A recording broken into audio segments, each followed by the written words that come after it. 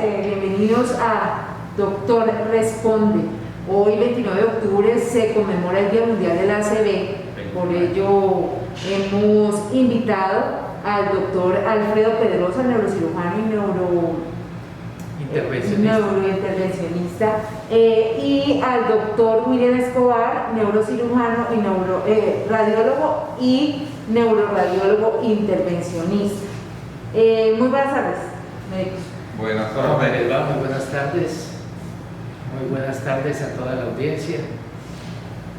Hoy vamos a hablar en este día del Mundial del ACV precisamente de cómo se puede detectar, qué es, cómo actuar frente a una situación de estas. Empecemos, doctor Pedrosa. A ver, el ACV es una emergencia médica que obviamente se sitúa en el cerebro y que puede ser por extravasación de sangre, o sea, por hemorragia dentro del cerebro, o puede ser porque una arteria del cerebro se tapa y hay obstrucción al flujo sanguíneo cerebral. Entonces los dos tipos son ACV de tipo hemorrágico, extravasación de sangre, o isquémico, cuando se obstruye el flujo sanguíneo cerebral. Esa es la definición en general del ACV. Lo único que hay que particularizar es que más o menos el 85% de los ACV son de tipo isquémico. ¿Cómo estamos en Colombia con cifras? Bueno, en general en el mundo, recordemos que es la segunda causa de muerte después de la enfermedad cardiovascular, o sea que es una patología muy frecuente, y es la primera causa de discapacidad en el mundo, de manera que es una enfermedad que causa mucha morbimortalidad. Respecto de eso, y siguiendo lo que ha dicho el doctor Escobar, al año en Colombia más de 45.000 personas presentan un ACV. Y de estas 45.000 personas, alrededor del 40%, que eso es supremamente importante, no reconocen los síntomas de ACV. ¿Cuáles son precisamente esos síntomas? ¿Cómo me doy cuenta que estoy sufriendo ACV, o hay señales de alarma que me indiquen que soy propensa a sufrir un ACV? Básicamente los síntomas son muy simples y muy claros. Aquel paciente que está muy bien, puede estar en alguna reunión, puede estar en el trabajo y en forma súbita tiene problemas de lenguaje, primero. Como segunda posibilidad, siente debilidad o parálisis de una extremidad.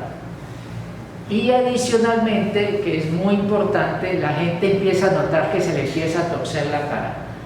Entonces, si tú ves que una persona que está en medio del trabajo se le tuerce la cara, empieza a tener dificultad para hablar y empieza a tener dificultad para mover una extremidad, estamos ya ante la presencia de un ACV, que eso significa que en ese momento esa persona tiene una arteria tapada por un trombo en el cerebro. Y ahí también es importante que algunos pueden manifestarse con pérdida de la visión de uno o ambos ojos, ya sea transitoria o en forma definitiva. Eso en el término médico sería amaurosis. Que si es transitoria, la gente puede no darle importancia y si no se estudia ese paciente, ese mismo paciente puede llegar a hacer un ACV o un ataque cerebrovascular por un déficit mayor. Pero, para repetir lo que decía el doctor Pedrosa, entonces muy importante, si se te paraliza una parte de la cara o debilidad del brazo o una pierna, si tenemos dificultad para hablar o entender, si tenemos pérdida de la visión de un ojo o de los dos ojos, o si tenemos dificultad para caminar, debemos pensar en que estamos ante un familiar o un paciente con un ACV y que debemos actuar rápido. Adicionalmente, algunos pueden quejarse de dolor de cabeza, y si es un dolor de cabeza que es muy intenso y inicio súbito, puede pensar uno que está ante un ACV de tipo hemorrágico, como lo describió el doctor Pedrosa. O sea que ante cualquier síntoma de alarma hay que actuar con rapidez. Actuar rápido y es consultar a un hospital que tenga la tecnología para atender estos pacientes. Entre más rápido, el pronóstico del paciente es mejor. Entre más rápido se acude. O sea, no podría ser cualquier institución médica. Tiene que ser uno que tenga opción de tratamiento, que hoy por hoy se llama trombolisis intravenosa, que si es una lesión isquémica, se puede coger una vena y se mete una sustancia que disuelve el trombo, y en algunos casos, cuando el trombo es muy grande, debe tener la institución de consulta un equipo de angiografía para llevar un dispositivo hasta el cerebro y extraer el trombo o el coágulo que está causando el infarto cerebral. ¿Cómo funciona precisamente acá? Ahí lo más importante es que cuando se presentan estos síntomas focales que hemos dicho, o sea, asimetría de la cara, parálisis de una extremidad, o en un momento dado dificultad para el lenguaje, o en un momento dado pérdida de la agudeza visual, lo más importante es que la persona, que la gente entienda que es porque una arteria del cerebro está tapada. Y esa arteria del cerebro hay que destaparla, porque desde el momento en que se tapa empiezan a morirse muchas neuronas. Se calcula que más o menos en un minuto se mueren alrededor de 2 millones de neuronas, en un solo minuto, cuando una arteria está tapada. Entonces, lo que tú decías, ¿hacia dónde va? Tiene que ir a una institución que tenga el recurso de poderle extraer ese trombo, de sacar ese trombo, de destapar la arteria. Eso es lo que llaman, lo que decía el doctor Escobar, trombectomía de tipo mecánico. No todas las clínicas lo tienen, por eso desde el punto de vista de población organizacional, la gente debe saber a qué institución ir precisamente para que no pierda tiempo y para que no se mueran más neuronas. Entonces la patología, la fisiopatología de eso es obstrucción de una arteria por un trombo que hay que extraerla, hay que sacarlo.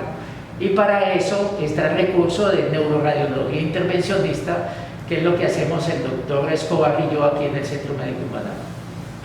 Nos pregunta Lisset Franco, ¿es decir que una ACV no da señales, se toma desprevenido? Bueno, usualmente sí. En cualquier momento, a la hora menos pensada, te genera el déficit neurológico. Hay una variante que se llama accidente isquémico transitorio, que es muy importante porque puede ser esa pérdida de la visión transitoria que se recupera, el paciente no le da importancia o siente como hormigueo en el brazo y se le quita, y eso es manifestación de que migró un coágulo muy pequeño, pero el cuerpo lo logró como disolver. Entonces los pacientes tienen que estudiarse para buscar la causa, porque si no después pueden hacer un déficit mayor. Pero generalmente eso sucede a la hora menos pensada, es lo usual. Bueno, nos preguntan a 1802 en Instagram. En un paciente quien llega con ACV y cifras tensionales altas, ¿se le debe bajar la presión? En general la presión inicialmente no se debe bajar. ¿Por qué razón?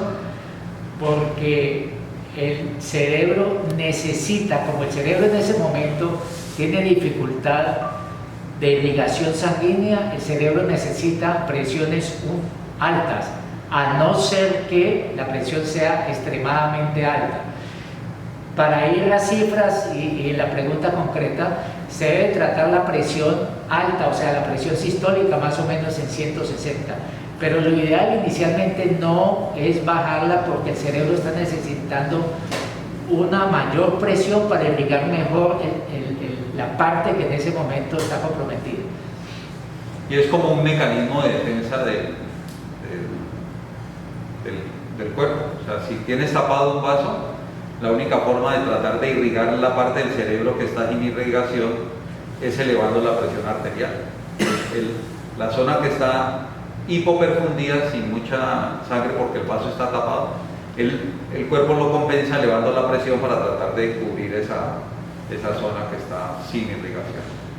Bueno, nos pregunta Juan Jacobo Muñoz en Facebook, ¿qué clínicas prestan ese servicio que mencionan para saber a dónde dirigirse? Precisamente estamos hablando del centro médico en Banaco. Contémosle un poco a la gente cómo funciona esa llegada acá en Banaco y cómo es la atención cuando se presenta un paciente con una ACV.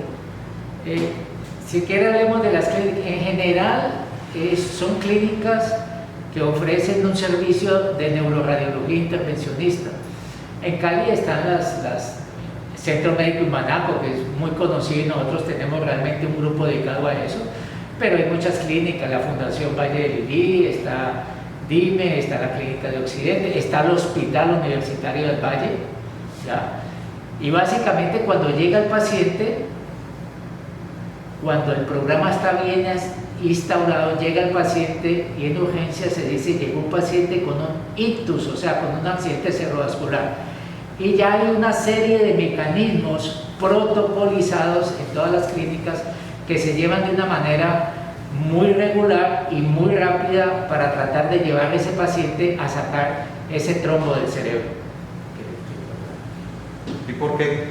Para reforzar que cada minuto cuenta. Entonces eso, una institución debe tener eso se llama así un código ictus, donde todo el personal médico y paramédico sabe que ante un paciente con un ataque cerebrovascular tiene que actuarse rápido. Entonces se dispara la atención de tomografía, la unidad de angiografía, unidad de cuidado intensivo, para hacer lo más rápido posible un examen que llama tomografía computarizada del cerebro para definir si el paciente tiene una ACV de tipo isquémico o hemorrágico. Bueno, nos preguntan en Instagram, ¿olvidar cosas es un posible síntoma de ACV? En general no. En general no, eso ya es un problema de otro tipo. Entre otras cosas, en la consulta neurológica es muy frecuente que los pacientes le pregunten a uno que se me están olvidando las cosas, pero eso es otro campo completamente diferente al ACV. Lo que hay que tener muy claro dentro de los síntomas, y muchas veces la gente confunde, es el problema del lenguaje, que el doctor Escobar lo describió bien. El lenguaje tiene dos maneras de expresión. Una, hay que entender el lenguaje, o sea, hay personas que pierden la capacidad de entender el lenguaje y hay otras personas que pierden la capacidad de expresar el lenguaje, de hablarlo. Y hay personas que pierden las dos capacidades. Entonces es cuando hay una persona que en ese momento deja de hablar y la gente cree que está confundido, pero no realmente es que esté confundido, sino que el paciente no puede ni entender el lenguaje ni hablarlo, ¿no? Y ahí no tiene nada que ver la memoria, que era lo que estábamos hablando ahora. Perfecto, nos preguntan también en Instagram, ¿hay alguna edad más frecuente para sufrir una ACV? Bueno, sí. El ACV puede ocurrir en cualquier edad, pero es mucho más frecuente después de los 50 años. Y entre más se acercan uno a los 80, es mucho más frecuente. Obviamente hay niños desde recién nacidos a adolescentes que pueden tener ACV, pero es muchísimo más frecuente. O sea, el volumen grande estaría después de los 50 años de edad. Y es más frecuente en hombres que en mujeres, pero curiosamente tiene más mortalidad en las mujeres. ¿Qué lo causa? Y aquí sí vale la pena hablar de los factores de riesgo de la ACV. El principal factor de riesgo es la hipertensión arterial. ¿Ya? Es muy importante también tener en cuenta que los pacientes que hayan tenido, como decía el doctor Escobar, llamémoslo un ACV transitorio, síntomas transitorios, ese paciente está muy propenso a tener un ACV grande. Y hay otra cosa muy importante, y es que las personas que tienen los factores de riesgo, que son hipertensión arterial, diabetes, tabaquismo, sedentarismo, un colesterol alto, tienen la propensión de hacer placas de ateroma. Entonces las placas de ateroma, generalmente asociadas con el ACV, se producen aquí en el ángulo de la mandíbula. Entonces, en muchas ocasiones el médico, ustedes ven que el médico pone la campana del fonendoscopio aquí para escuchar un soplo. Si un paciente con esos factores de riesgo se le escucha un soplo aquí, quiere decir que tiene una estenosis aquí de esta arteria, que en cualquier momento se puede formar un trombo y ocasionar una ACV. Entonces, para puntualizar, los factores de riesgo son que haya tenido una isquemia cerebral transitoria, que tenga una placa de ateroma aquí en el cuello, y los que dijimos que son básicamente hipertensión, diabetes, tabaquismo, sedentarismo. Por eso hay que hacer mucho ejercicio, y mucho ejercicio no en cantidad, con 25 minutos que se haga diarios, con eso es suficiente, o cada 4 o 5, y controlar muy bien el colesterol. Y precisamente cuando es en personas menores de 50, ¿hay algún tipo de incidencia? ¿Por qué se ocasiona? Bueno, ahí como que la etiología es un poco distinta, ¿no? Por ejemplo, en gente joven es más frecuente los problemas cardíacos congénitos, o hay una entidad que se llama disección, que es un término médico que es una patología usualmente de gente joven, o los jóvenes que abusan de sustancias Alucinógenos. como la cocaína, como las anfetaminas. Ellos tienen riesgo, o es el ACV que uno ve en gente joven. Es una causa que es prevenible, pues, no utilizar estas sustancias psicoactivas. Nos preguntan en Facebook, ¿un ACV isquémico con disección de carótida puede repetir? Sí, o sea, de entrada la disección es rara, pero hay personas que pueden presentar disección a repetición, ¿no? Pero no es tan frecuente. ¿Qué debo hacer en un nivel 1 frente a un ACV agudo? Pues básicamente primero diagnosticarlo, y segundo, si diagnostica, mandarlo en forma inmediata a un centro hospitalario que tenga el recurso de su atención, que ya habíamos dicho que tenga la posibilidad de prestar el servicio de neuroradiología intervencionista. Aquí no hay que pensar mucho, hay que remitir rápido al paciente, porque las neuronas, como habíamos dicho, desde el momento en que hay la oclusión de una arteria, empiezan a morirse. Y entre más se dilate el proceso de destapar la arteria, de sacar ese trombo, hay más posibilidad de muerte celular en el cerebro. Es decir, que si yo tengo un paciente en casa y noto sus síntomas, que se está torciendo la cara, que se está paralizando su bracito, ¿qué debo hacer yo en ese momento en casa? Es reposo, colocarlo en posición de cúbito supino, o sea, acostado, con la cabecera ligeramente en alto, para que el consumo de oxígeno sea menor y activar pues la forma de llevar lo más pronto posible al paciente a un centro que tenga el recurso de atender. Bueno, me preguntan, las causas ya las hemos nombrado. Dice Marga 028, admiro al doctor Pedrosa, es mi ángel en la tierra, todos los días le doy gracias a Dios. Uy. Mil gracias, mil gracias. Bueno, ¿cuáles son precisamente esas secuelas que deja una ACV? Bueno, van desde la muerte, o sea, un porcentaje de pacientes no logran superar un ACV, hasta discapacidades múltiples, ¿no? Ceguera, hemiplegia, o sea, la incapacidad de movilizar parte de su cuerpo, que puede ser desde muy severa hasta una debilidad sutil que no le genera mayor dificultad al paciente. También puede quedar con problemas ahí sí de memoria, tanto reciente como pasada, problemas de coordinación. Entonces, las secuelas como depende del tamaño de la lesión del daño cerebral. Aquí vale la pena notar, siguiendo lo que está diciendo el doctor Escobar, que el ACV siempre es atendido por un grupo multidisciplinario que ingresa por un servicio de urgencias, que ahí están los médicos de urgencias, luego nosotros nos encargamos de sacar el trombo que obstruye una arteria, luego va a una unidad de cuidados intensivos y luego viene una parte muy importante que es la rehabilitación del paciente. Para rehabilitar el paciente se necesita un grupo multidisciplinario, aquellas personas que le ayudan con el lenguaje, que son las fonoaudiólogas, aquellas personas que le ayudan con el soporte psicológico al paciente y a la familia, que es el grupo de psicología, y aquellas personas que lo rehabilitan desde el punto de vista motor cuando tiene una parálisis, que es el grupo de terapia física.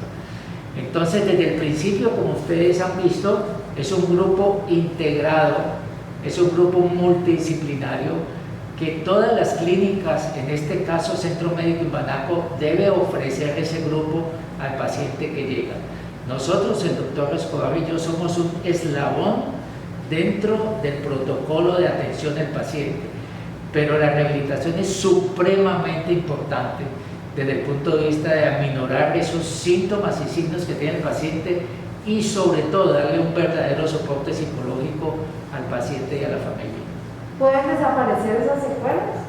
Cuando el déficit es mínimo y se logra extraer todo el trombo en forma oportuna, prácticamente el paciente queda muy cercano a lo normal. Por eso lo más importante es que el paciente llegue temprano.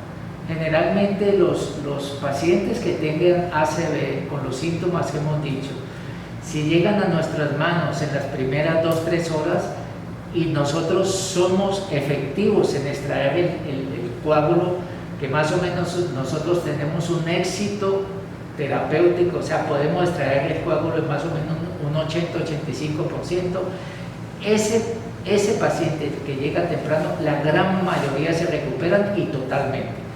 En muchas ocasiones el paciente llega paralizado en la camilla, el doctor Escobar y yo extraemos el coágulo y el paciente empieza a moverse y para uno pues es una bendición de Dios ver eso, pero lo vemos sobre todo cuando el paciente llegue temprano, o sea que la cantidad de neuronas del cerebro que se han muerto son muy pocas. Y para reforzar un poco lo que decía el doctor Pedrosa, que somos solo un pequeño eslabón, esto es un manejo multidisciplinario, o sea, después de poder extraer el trombo, el paciente pasa a cuidado intensivo, o sea, que están los especialistas en cuidado intensivo. Después vienen todos los grupos de fisiatría, fisioterapia, y ya después cuando el paciente sale de su periodo agudo, ya viene el soporte psicológico para el paciente y la familia de los sobrevivientes de ACV. Y para finalizar viene el seguimiento después de eso. O sea, todo paciente debe seguir después de un ACV y sobre todo un estricto control de los factores de riesgo que ya los hemos señalado. O sea, eso es un círculo que al final se cierra y el paciente tiene que seguir involucrado con la atención multidisciplinaria de todo el eslabón médico y de las otras especialidades. Porque recordemos que alguien que hace un ACV tiene más riesgo que la población general de repetir un ACV. Entonces es muy importante la parte de control de los factores de riesgo, porque si no va a repetir y cada vez el daño cerebral va a ser mayor hasta que es irreversible. ¿Y cómo debe cuidarse una persona que ha sufrido un ACV? Si es hipertenso, entonces el control estricto de la presión arterial. Si es sedentario, evitar el sedentarismo, o sea, todos los días tratar de caminar entre 20 y 30 minutos.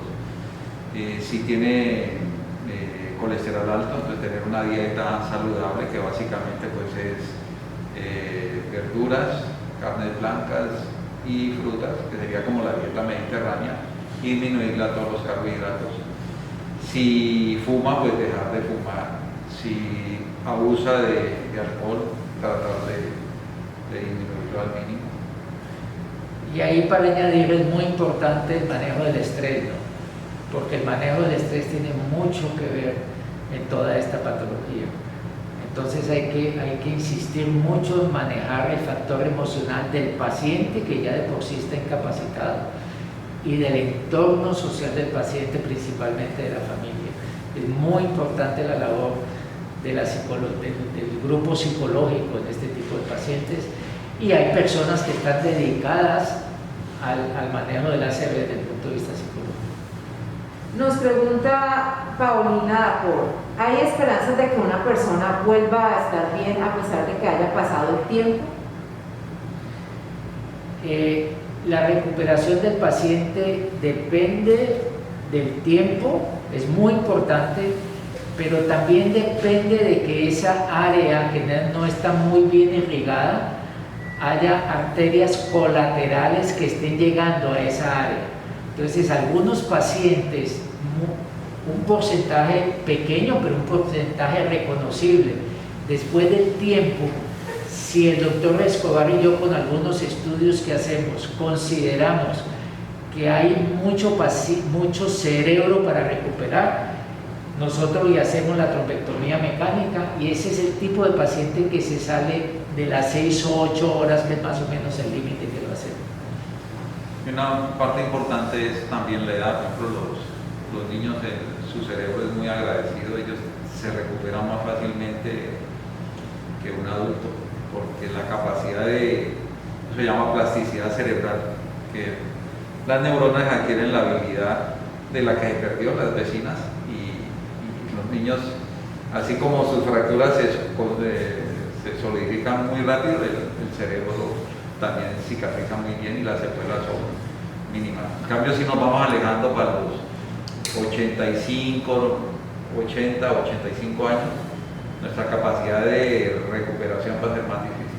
Pero hay una cosa importante, y que es bueno que sepan todos los pacientes: siempre existe la capacidad de recuperación, y nosotros que somos clínicos, uno en ocasiones se impresiona de que con un cerebro grande, un tejido cerebral grande que se supone que no se va a recuperar, el paciente posteriormente empieza progresivamente a recuperar su fuerza muscular, empieza a recuperar su lenguaje.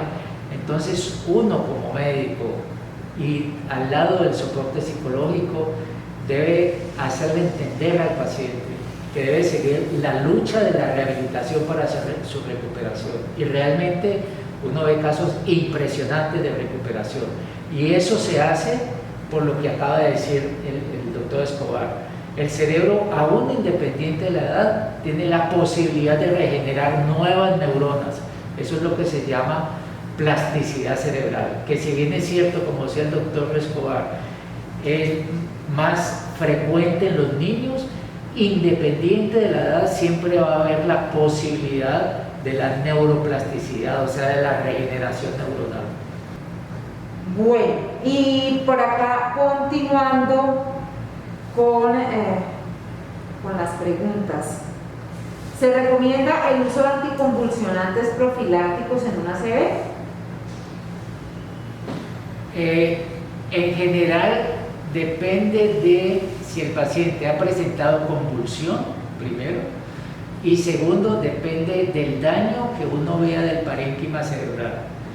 Si el paciente ha presentado convulsión, que más o menos presentan alrededor del 10%, cuando en los ACV ese paciente necesita anticonvulsivante, y si hay daño cerebral, sobre todo daño cerebral en la superficie del cerebro, que se llama la corteza cerebral, el paciente, al menos inicialmente, debe salir con anticonvulsivantes, tratando de evitar que se presente una convulsión. Y hay que hacer un seguimiento de ese paciente con estudios de electroencefalografía para saber si a través del tiempo uno puede quitarle o no la droga para controlar las convulsiones. Bueno, ya para ir cerrando nuestra transmisión, nos pregunta Wilmer, ¿cómo se debe enfocar y qué patologías buscar en un paciente joven con ACV? ¿Qué exámenes se pueden pedir o se deben pedir? Bueno, el ACV en paciente joven siempre debe tener un estudio de su corazón para estar completamente seguro de que no tiene malformación congénita que ha estado silenciosa durante varios años. Y generalmente la gente joven también tiene unas enfermedades que son muy de gente joven, que llaman colagenosis. Eso generalmente lo estudian los reumatólogos, que incluso son exámenes de sangre que van enfocados a detectar esas patologías como el lupus, la artritis reumatoidea, en general las artritis seronegativas, o trastornos hematológicos como la drepanocytosis. ¿Qué otro examen? Sí. En ese aspecto es bueno puntualizar varias cosas. Primero, paciente joven, descartar problema cardíaco. Segundo, descartar drogadicción. Mujer joven, tener en cuenta los anticonceptivos. ¿Ya? Y luego viene lo que ha dicho el doctor Escobar, que son enfermedades protrombóticas, o sea, son enfermedades que en un momento dado, desde un punto de vista, tratan de formar trombos en cualquier parte del cuerpo, pero pueden incluir el cerebro, ¿no? Entonces esas enfermedades protrombóticas se conocen muy bien y son realmente estudiadas por el servicio de hematología. Cuando nosotros, el doctor Escobar y yo, tenemos un paciente joven y le hacemos toda la trombectomía mecánica, etcétera, etcétera, en muchas ocasiones, si nosotros descartamos patología, que ya la dijimos, cardíaca, anticonceptivos orales, drogadicción, si descartamos ese tipo de patología, lo mandamos a hematología para que estudie las enfermedades protrombóticas, que son muchas, que son deficiencia de proteína C, deficiencia de proteína S, un montón de enfermedades que no vale la pena ahora especificar de ellas. Y lo otro, como decía el doctor Escobar, al lado de la placa de ateroma del paciente adulto, cuya etiología principal es lo que dijimos, la hipertensión, diabetes, tabaquismo, etcétera, etcétera, está la patología que se llama disección de la arteria, que se abre la parte interna de la arteria, se introduce sangre, diseca la pared y en un momento dado obstruye la arteria, forma coágulos y se va para el cerebro. Esa disección de la arteria es otra patología de gente joven. Entonces nosotros ya tenemos muy protocolizado que debemos de buscar en el paciente joven. Bueno, doctores, les agradecemos su presencia aquí en este Doctor Responde para conmemorar el Día Mundial del ACV que se celebra hoy 29 de octubre. Para cerrar, quiero que me regale cada uno 3 consideraciones, 3 puntos a tener en cuenta, bien sea en prevención, en tratamiento, que sean de interés para toda la gente. Bueno, lo más importante del ACV es prevenirlo. ¿Cómo lo podemos prevenir? Es teniendo una dieta sana, evitar el sedentarismo, o sea, todos los días debemos practicar alguna actividad física. Idealmente, pues la más fácil sería caminar por lo menos 20 a 30 minutos. Y si es hipertenso, el control de la presión arterial. Obviamente dejar de fumar y beber también no en exceso. Y al lado de la prevención, que ha dicho muy bien el doctor Escobar, está el diagnóstico del ACV. Es muy sencillo. Si una persona tiene cualquier déficit neurológico focal, y los vuelvo a repetir o los volvemos a repetir porque es muy importante, asimetría de la cara, que deja de hablar, que se le paraliza una parte del cuerpo o que en un momento dado pierde la visión por un ojo, por favor, consultar. Si a nosotros nos consulta ese paciente, rápidamente hacemos el diagnóstico y rápidamente el equipo está 24 horas, 7 veces al día preparado para solucionar un tipo de problema, porque como decimos, tiempo es cerebro, y entre más rápido lleguemos a ese trombo que obstruye la arteria y lo sacamos, hay más posibilidad de recuperación. Perfecto, pues entonces ya saben, a llevar una vida saludable para poder prevenir estar propenso a sufrir un ACV. Doctores, muchas gracias a ustedes por su compañía, a ustedes, todos nuestros seguidores en redes, gracias por estar en sintonía y nos vemos el próximo jueves con un nuevo Doctor Responde. Muchas gracias a usted, a toda la audiencia de Banaco, y el doctor Escobar y yo realmente estamos muy agradecidos de mi Dios Santísimo que nos dé esta oportunidad de ayudar al paciente necesitado con ACV.